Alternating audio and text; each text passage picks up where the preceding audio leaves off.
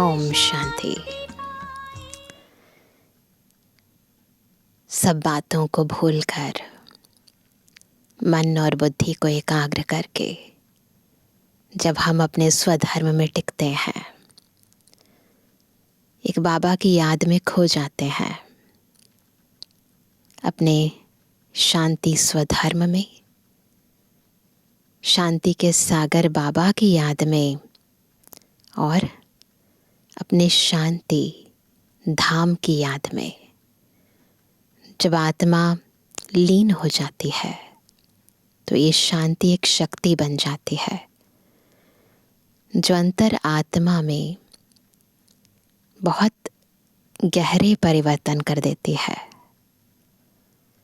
दुनिया में लोग कुछ भी परिवर्तन करने के लिए या तो वाणी की शक्ति का या बाहुबल का या पोस्ट पोजीशन की शक्ति का प्रयोग करते हैं, लेकिन यहाँ हम बिल्कुल एक ही स्थान पर बैठकर शांति की शक्ति से सारे विश्व को परिवर्तन करने का अभ्यास करते हैं। तो इस शांति की शक्ति कैसे अंतर को और बाहर को बदल देती है, आज की मुरली हमें हमारे स्वधर्म में स्थित होने का महत्व बता रही है। सुनते हैं प्यारे बाबा के मधुर महावाक्य। आज 15 अप्रैल 2026। बाबा के मधुर महावाक्य हैं, मीठे बच्चे, तुम्हारा स्वधर्म शांत है। सच्ची शांति शांति धाम में मिल सकती है।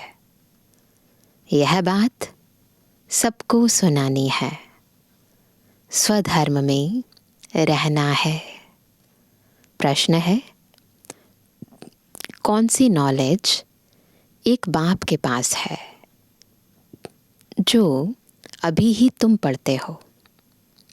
उत्तर है, पाप और पुण्य की नॉलेज। भारतवासी जब बाप को गाली देने लगते हैं तब पाप आत्मा बनते, और जब बाप को और ड्रामा को जान लेते हैं तब पुण्य आत्मा बन जाते हैं। यह पढ़ाई तुम बच्चे अभी ही पढ़ते हो।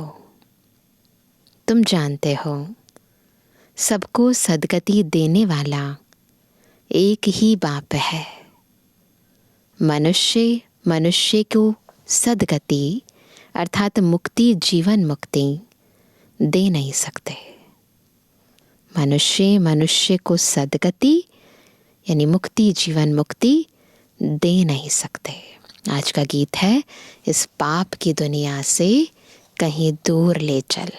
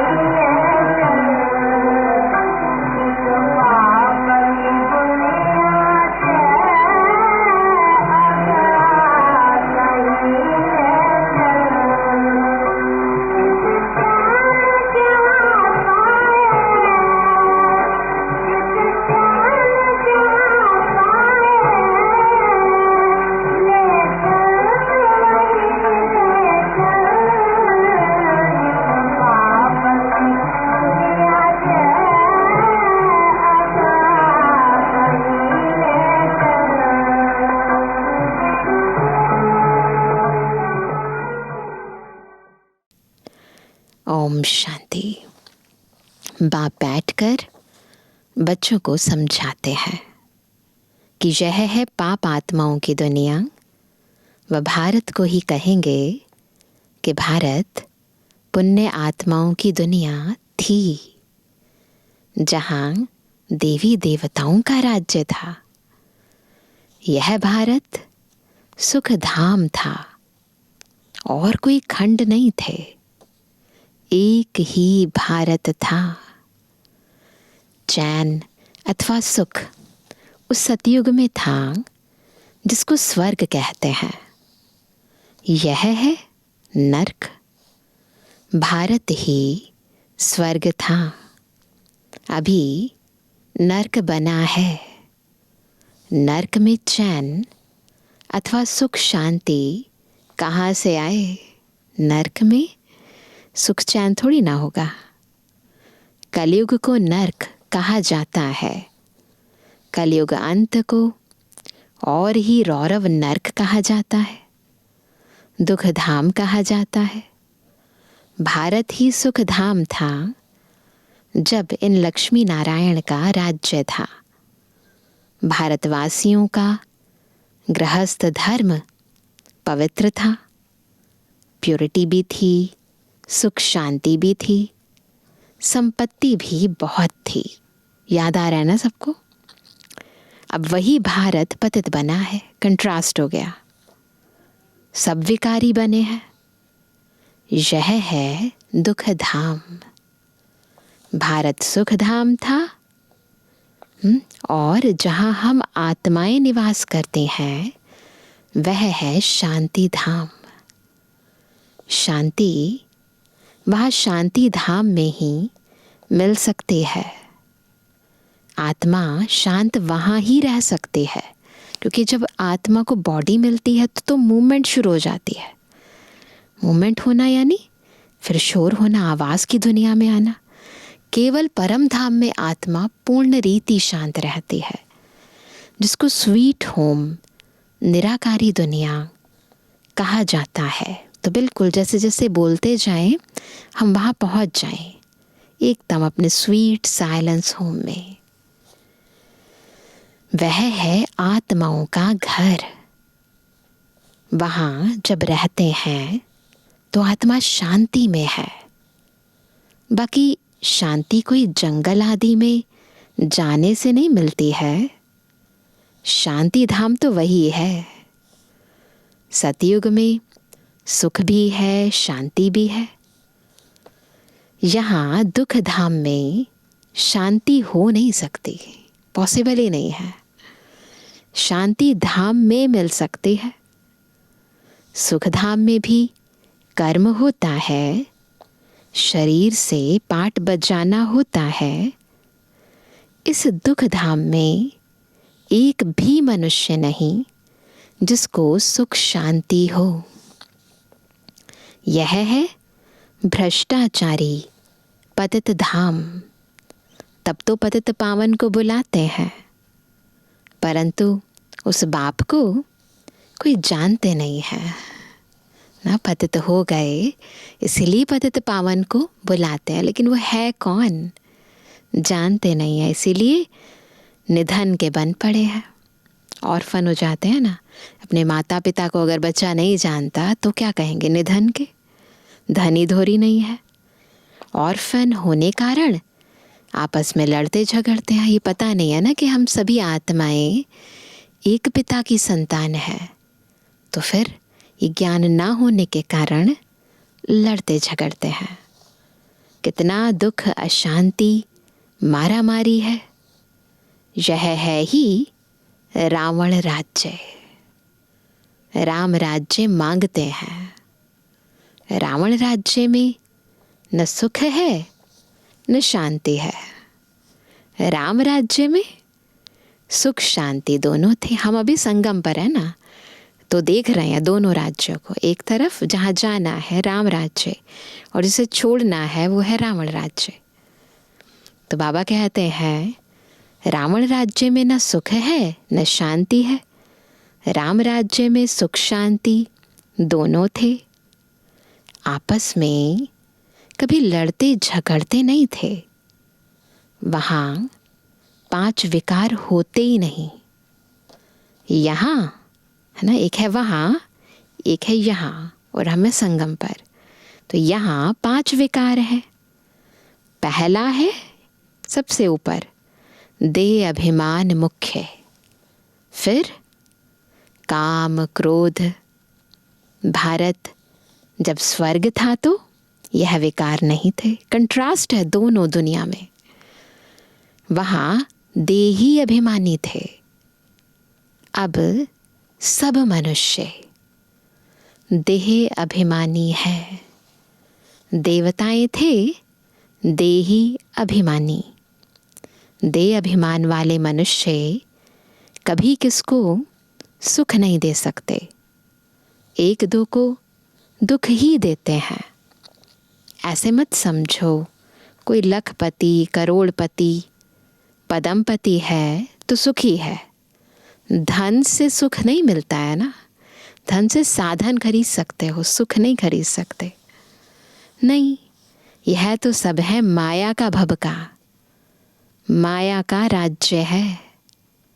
अभी उनके विनाश के लिए यह महाभारत लड़ाई सामने खड़ी है।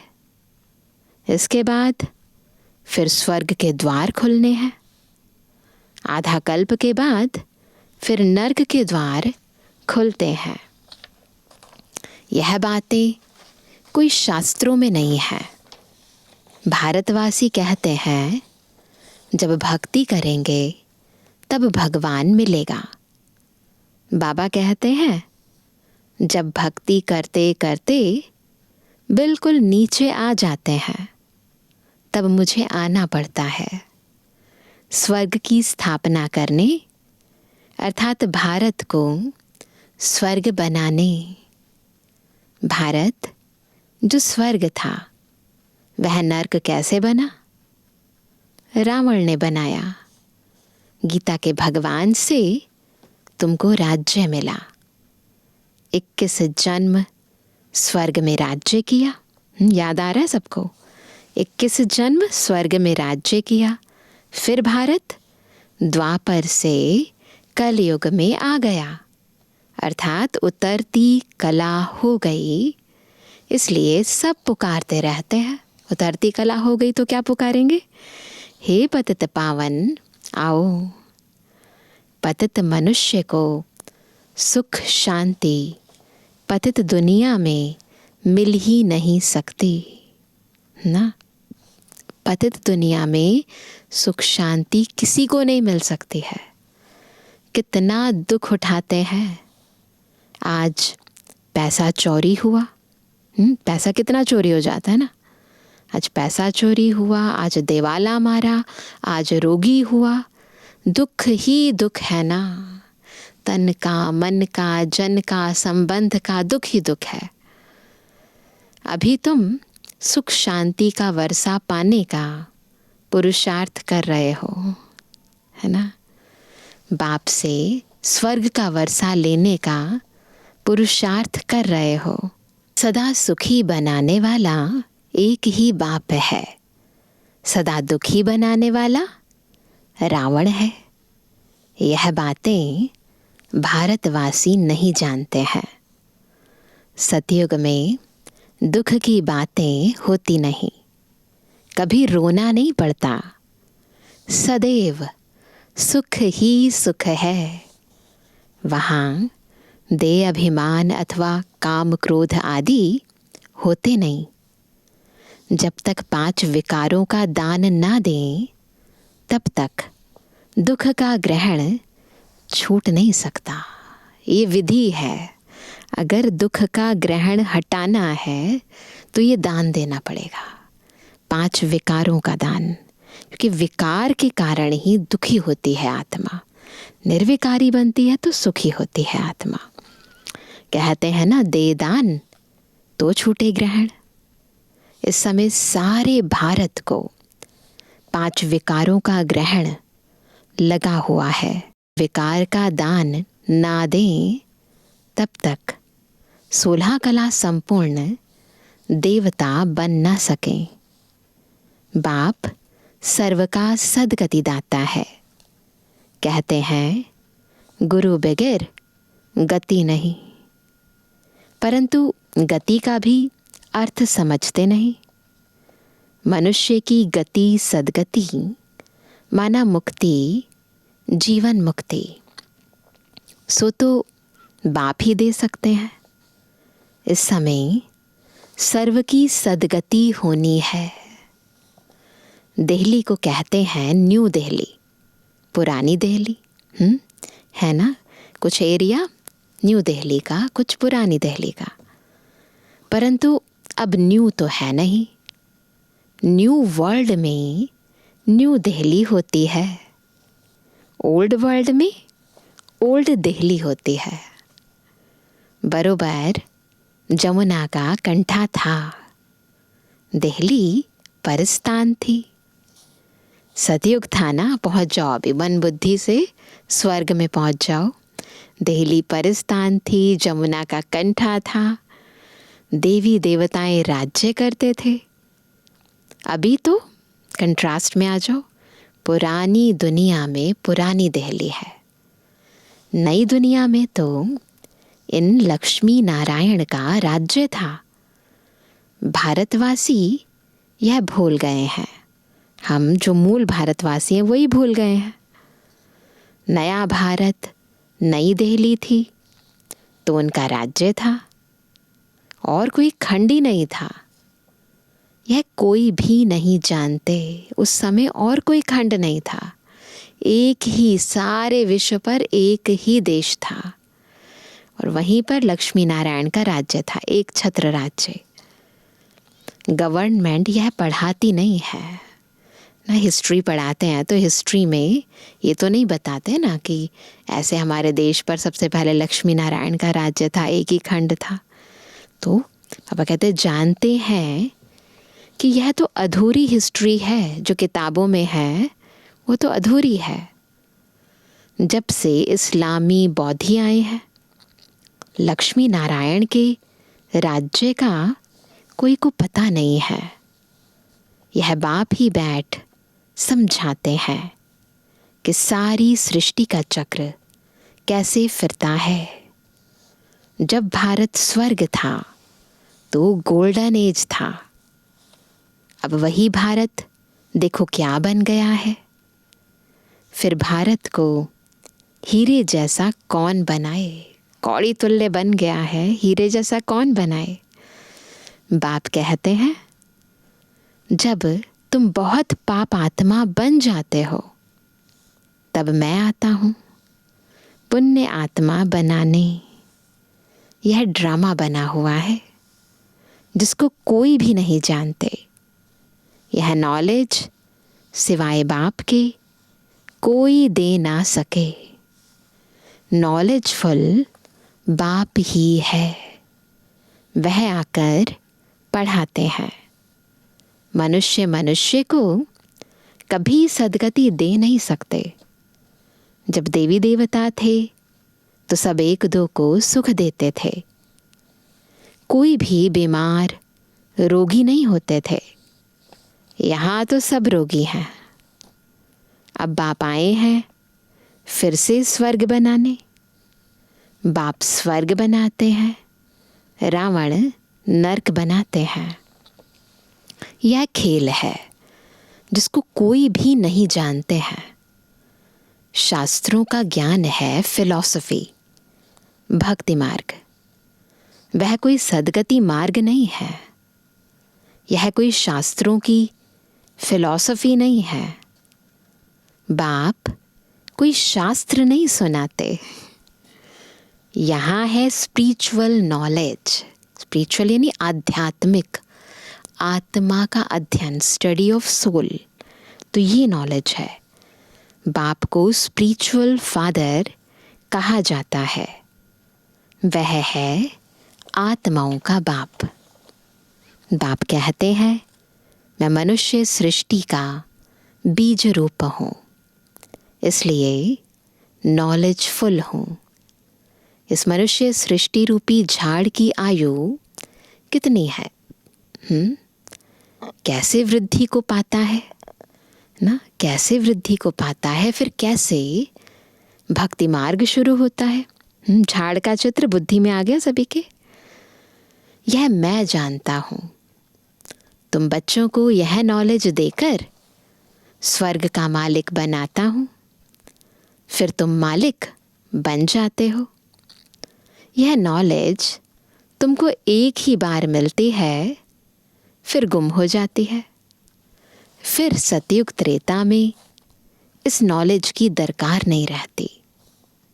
यह नॉलेज सिर्फ तुम ब्राह्मणों को है, केवल हम ब्राह्मणों को है। देवताओं में यह नॉलेज नहीं है, तो परंपरा से यह नॉलेज आ ना सके। जब देवी देवताएं जो आदि में थे उन्हीं के पास ज्ञान नहीं था, तो फिर परंपरा कैसे आएगा ये ज्ञान। यह सिर्फ तुम बच्चों को एक ही बार मिलती है, कल्प के संगम युगे, जिससे तुम जीवन मुक्त बन जाते हो, बाप से वर्षा पाते हो। तुम्हारे पास बहुत आते हैं, बोलते हैं मन की शांति कैसे मिले, परंतु यह कहना भूल है। मन बुद्धि आत्मा के ऑर्गन्स हैं, जैसे शरीर के ऑर्गन्स हैं। आत्मा को पत्थर बुद्धि से पारस बुद्धि बाप ही आकर बनाते हैं, जो सतयुग त्रेता तक चलती है। फिर पत्थर बुद्धि बन पड़ते हैं। ये जो बुद्धि की दिव्यता है, ये जो बाबा हमें पारस बुद्धि बनाते हैं, हमें बुद्धि द्वारा इस सृष्टि के आदि मध्य अंत को देखना सिखाते हैं। विशाल बुद्धि, दूरांदेशी बुद्धि बनाते हैं, बुद्धि को पावन बनाते हैं, पारस बनाते हैं। तो ये जो बुद्धि है, ये जो ज्ञान है और इसके जो संस्कार हैं, ये सतयुग त्रेता तक चलते हैं। बुद्धि इतनी रिफाइंड रहती है सतयुग और त्रेता में, लेकिन फिर द्वापर में पत्थर बुद्धि बन जाते हैं, क्योंकि देह अभिमान आ जाता है, बॉडी कॉन्शियसनेस आ जाती है। अभी फिर तुम पत्थर बुद्धि से पारस बुद्धि बनते हो। तुम्हारी पारस बुद्धि जो थी, ऐसी बुद्धि पवित्र ना, जिसको छू लेने मात्र से दूसरे की बुद्धि भी सोने जैसी पावन बन जाए।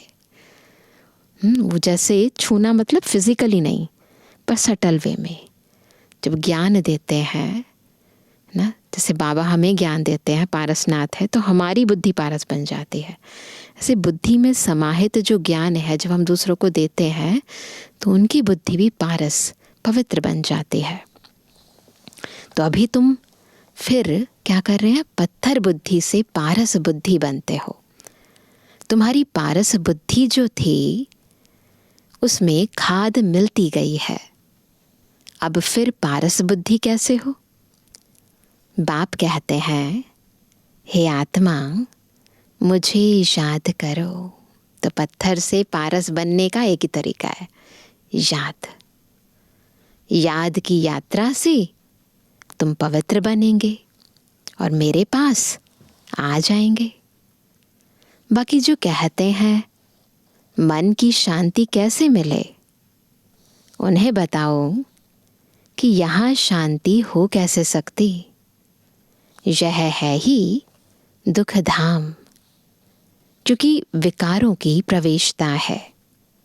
यह तो बेहद के बाप से ही वर्षा मिल सकता है।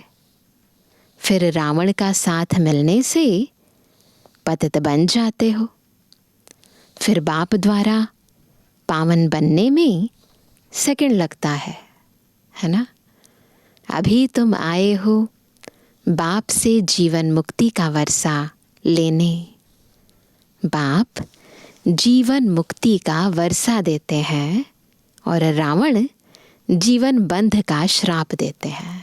बाबा अभी हमें जीवन में रहते कर्मों से या कर्म के बंधनों से, विकारों से मुक्त कैसे रहना है वो विधि सिखाते हैं, पर रावण हमें बंधन में ले आता है, कर्मों के बंधन में, विकारों के बंधन में ले आता है। बिल्कुल कंट्रास्ट है। तो बाबा कहते हैं और रावण जीवन बंध का श्राप देते हैं, इसलिए दुख ही दुख है। ड्रामा को भी जानना है। दुख धाम में किसको सुख शांति मिल ना सके। शांति तो हम आत्माओं का स्वधर्म है। शांति धाम आत्मा का घर है। आत्मा कहती है हमारा स्वधर्म शांत है। यह यानी शरीर बाजा नहीं बजाता हूँ, बैठ जाता हूँ। जब कहते हैं ना मैं शांत स्वरूप आत्मा हूँ, इस सोमान में बैठकर हम योग लगाते हैं तो समय स्थिति क्या होती है? आत्मा कहते है कि मैं ये बाजा यानी ये शरीर, इससे अभी कुछ काम नहीं लेता हूँ, बिल्कुल डिटैच होकर बैठ जाता हूँ। परंतु कहाँ तक बैठे रहेंगे? कर्म तो करना ही है ना। जब तक मनुष्य ड्रामा को नहीं समझे तब तक दुखी रहते हैं। बाप कहते हैं मैं हूँ ही गरीब निवास, यहाँ गरीब ही आएंगे। साहूकारों के लिए तो स्वर्ग यहाँ है, उनके लिए तो स्वर्ग यही है। उन्हों की तकदीर में स्वर्ग के सुख है नहीं। बाप कहते हैं हम गरीब निवास हैं। साहूकारों को गरीब और गरीबों को साहूकार बनाता हूँ। साहूकार इतना ऊंच पद पा नहीं सकते क्योंकि यहाँ साहूकारों को नशा है। नशा है ना, अपना ही नशा चढ़ा हुआ है, तो फिर ये जो ईश्वरीय नशा है ये कैसे चढ़ेगा? ये नारायणी नशा तो तब चढ़ेगा ना जब साहूकारी का नशा उतरेगा। हाँ, प्रजा में आ जाएंगे, स्वर्ग में तो ज़रूर आएंगे, परंतु ऊंच पद गरीब पाते हैं। क्यों? थोड़ा ही है अपने पास, तो क्या करेंगे? बाबा को स्वाहा कर देंगे। जिनके पास बहुत है तो सोचना पड़ता है ना, तो बुद्धि लगानी पड़ती है। जिनके पास है ही थोड़ा, वो झट समर्पित हो जाते हैं और फिर ऊंचा पद पा लेते हैं। गरीब साहूकार बन जाते हैं। उन्हें दे अभिमान है ना कि हम धनवान हैं, परंतु बाबा कहते यह धन माल सब मिट्टी में मिल जाना है, विनाश हो जाना है। देही अभिमानी बनने में बहुत मेहनत है। इस समय सब देह अभिमानी है। अभी तुमको देही अभिमानी बनना है।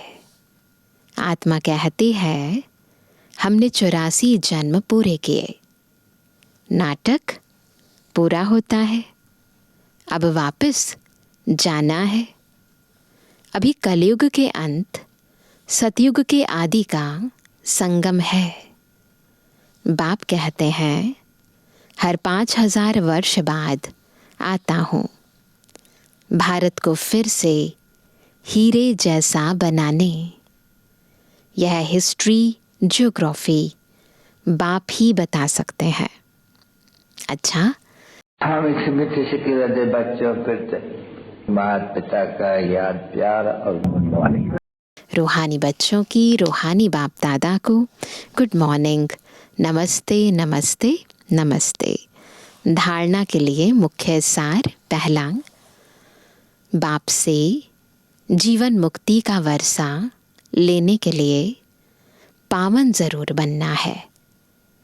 ड्रामा की नॉलेज को बुद्धि में रख, ड्रामा की नॉलेज को बुद्धि में रख, दुख धाम में रहते भी दुखों से मुक्त होना है। दूसरा, धन माल व साहूकारी का नशा छोड़ देही अभिमानी रहने का पुरुषार्थ करना है। वरदान है विकारों के वंश के अंश को भी समाप्त करने वाले सर्व समर्पण व ट्रस्टी भव।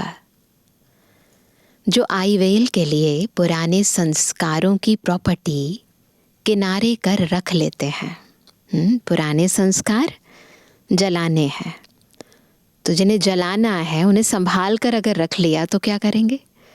तो माया किसी न किसी रीति से पकड़ लेती है। पुराने रजिस्टर की छोटी सी टुकड़ी से भी पकड़े जाएंगे। माया बड़ी तेज है, उनकी कैचिंग पावर कोई कम नहीं है।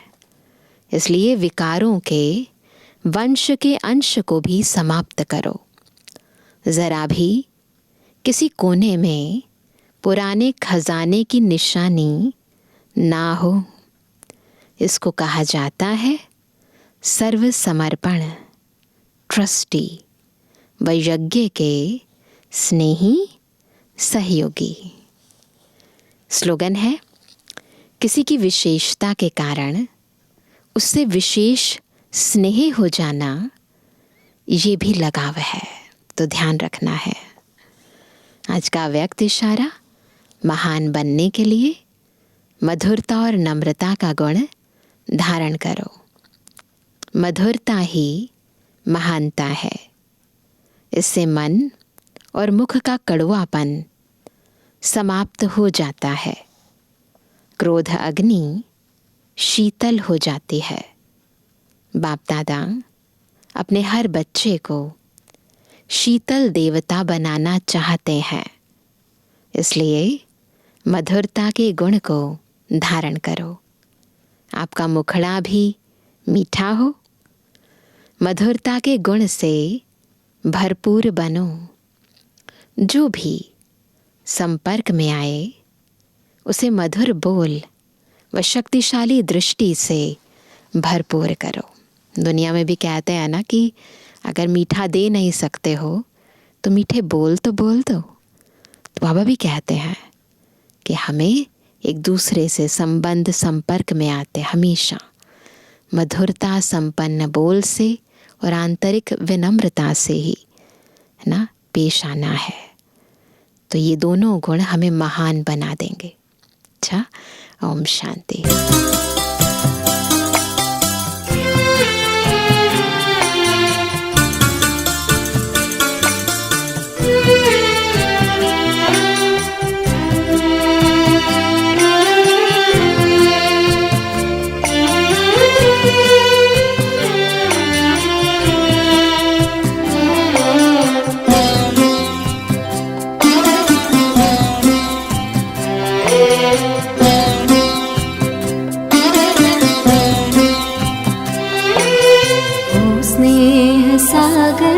तेरे स्नेह में हम नैनों को अपने भिगोए हुए, सांसों की तारों में ओ बाबा तेरी यादों के मोती पिरोए हुए।